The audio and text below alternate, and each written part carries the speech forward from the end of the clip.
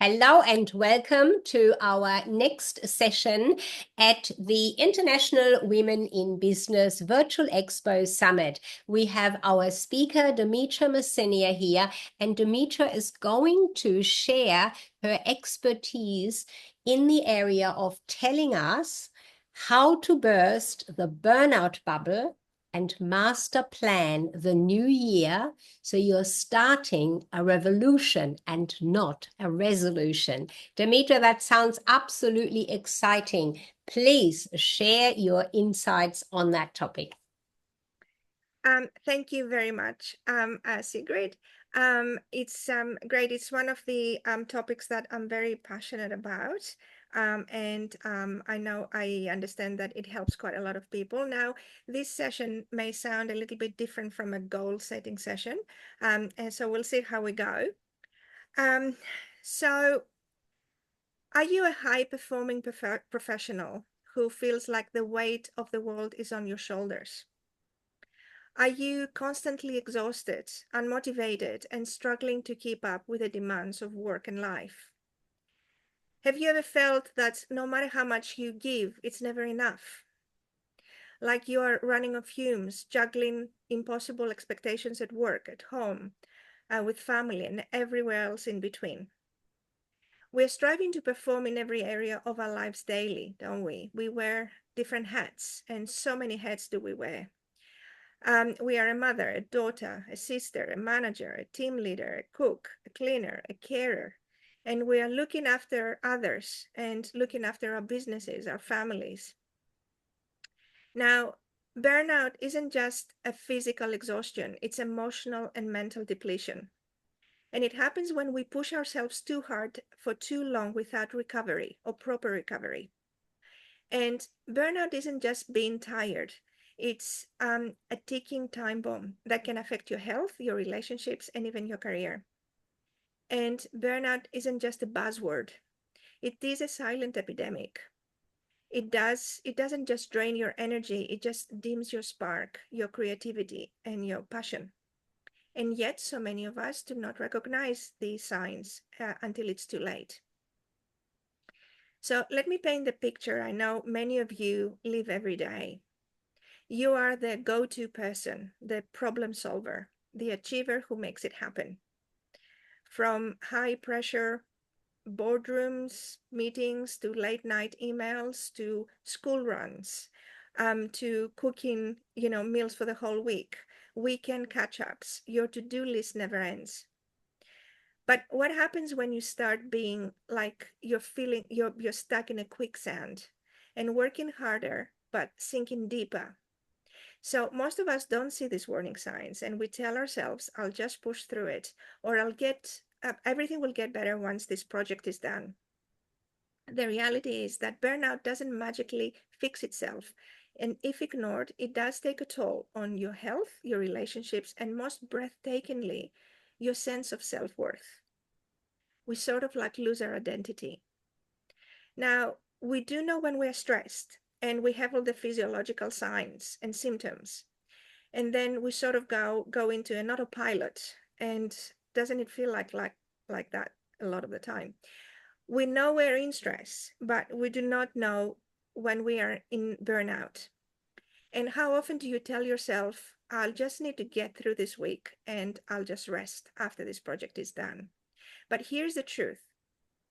What most people do is still try to power through. They ignore the signals their mind and body are sending until burnout creeps like a silent thief and stealing productivity, passion, and peace of mind. And if this sounds familiar, you're not alone. And burnout is now so widespread that the World Health Organization has included it in their chronic diseases list and has labeled it an occupational phenomenon. And I think it's because we spend most of our days and lives just working. And it's not about working too hard. It's about how we work and how we rest and how we take care of ourselves. Burnout isn't just about feeling tired, as I said before, it is a silent epidemic and affecting driven, high achieving professionals. And left unchecked, it can drain your energy. So take a moment to reflect. what are the signs of burnout? You wake up tired, no matter how much you sleep, and even small tasks feel overwhelming. So that's the constant exhaustion. The loss of passion, work, relationships, and activities that used to excite you now feel like a chore.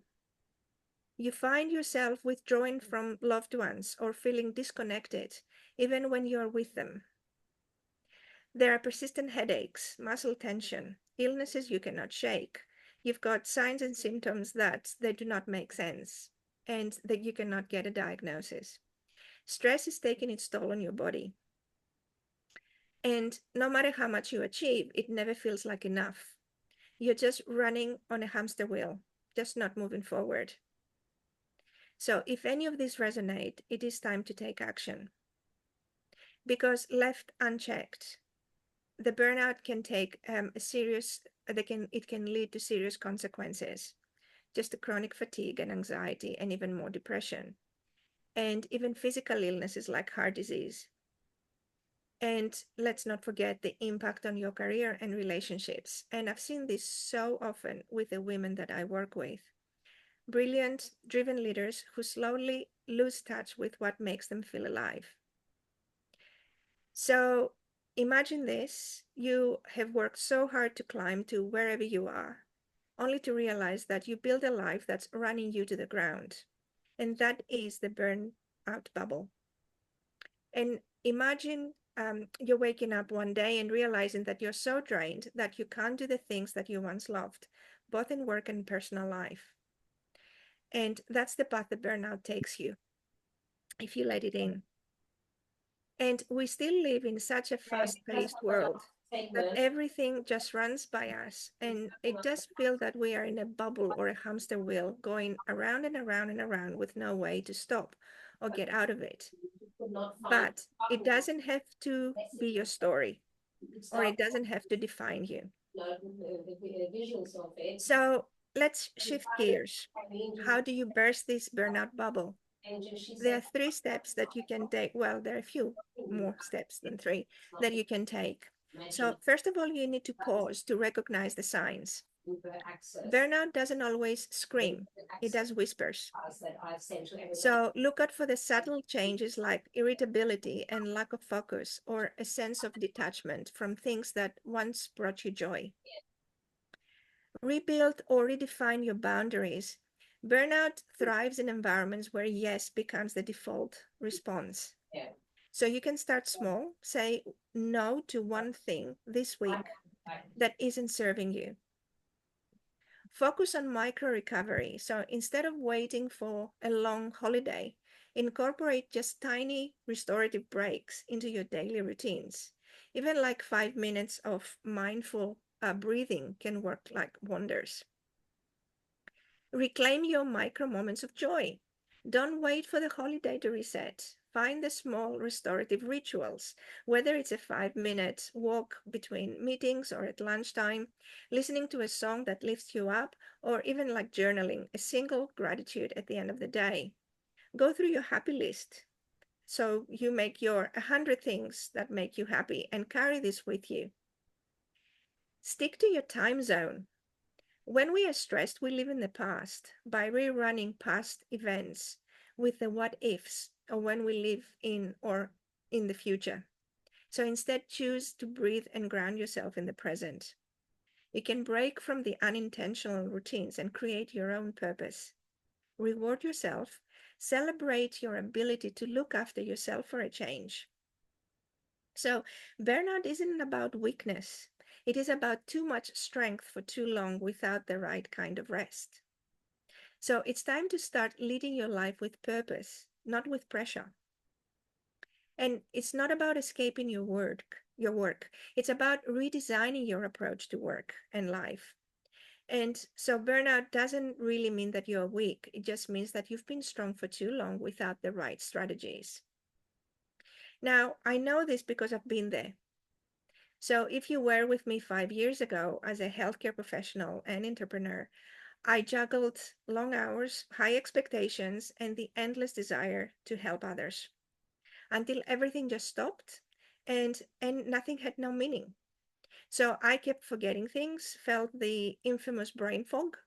I thought there were some kind of different signs, but I didn't know what they were. And I had to push on, especially when working like in COVID world on high pressure environments.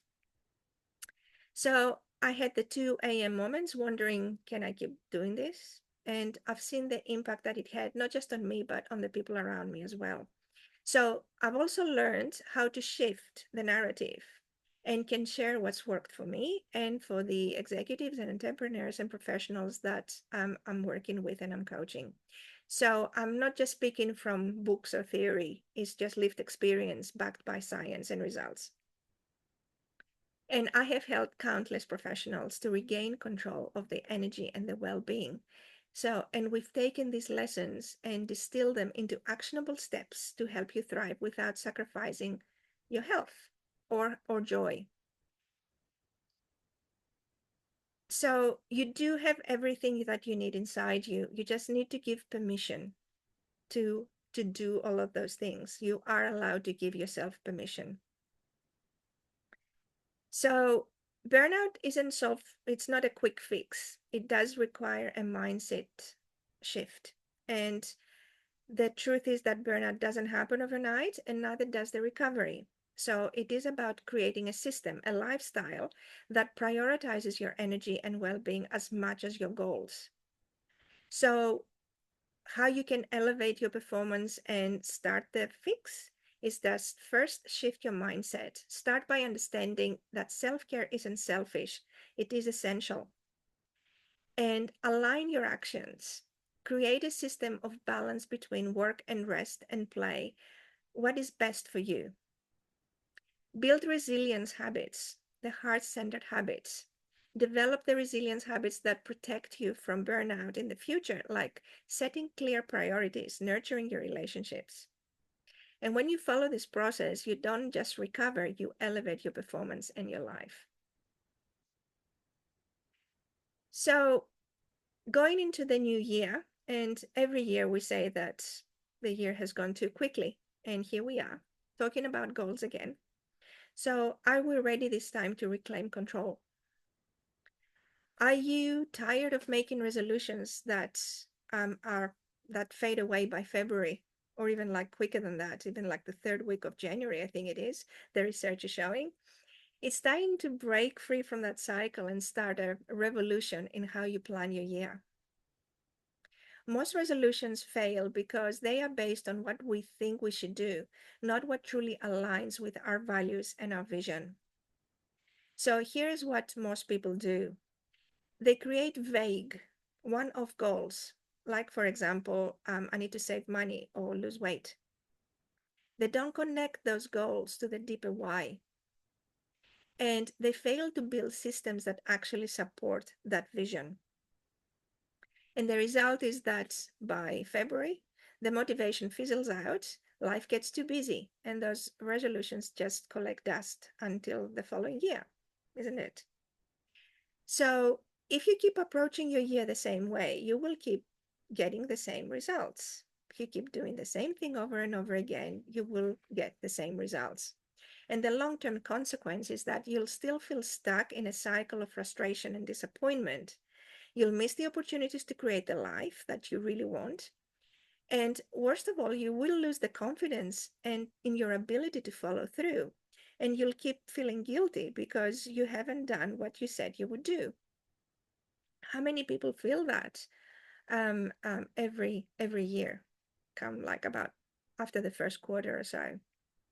So, but imagine looking back at the end of next year and realizing that nothing has changed, or worse, that you are further from where you want to be. So it doesn't have to be this way. And the secret is in shifting your focus from resolutions to making revolutions in the way that you plan and execute your year. So how do you do that? The aim is to have a vision over your goals. Don't just set goals, create a compelling vision for your year and ask yourself, what does the best version of my year look like? When your goals are tied to a clear and inspiring vision, you will feel motivated to stay the course. Resolutions rely on willpower, but revolutions are powered by systems. So, for example, instead of saying, I'll exercise more, create a system like scheduling 3 workouts in a week with a friend for accountability. Systems create consistency even when motivation wanes. If your goals don't align with who you want to become, they won't stick. So, for example, don't just aim to read more, commit to become a lifelong learner. So, when your goals reflect your identity, then they feel more authentic, and that's how they stick. So, your year is your masterpiece. So, paint it with purpose this time. And how you do that is defining your vision, take time to reflect on what you want to create in all areas of your life. Instead of planning for the whole year, focus on actionable goals, small actionable goals for the next 90 days. That keeps your momentum high and allows you for flexibility. And every week, review your progress and plan ahead. And it's in these small, consistent actions that revolutions really happen. So the 5 essential things to include in your master plan for next year are clarity, so know exactly what you truly want. Prioritize your health and well-being so you get the energy. Ensure that your actions align with your core values. Set your systems in place for consistency and surround yourself with positive and empowering network.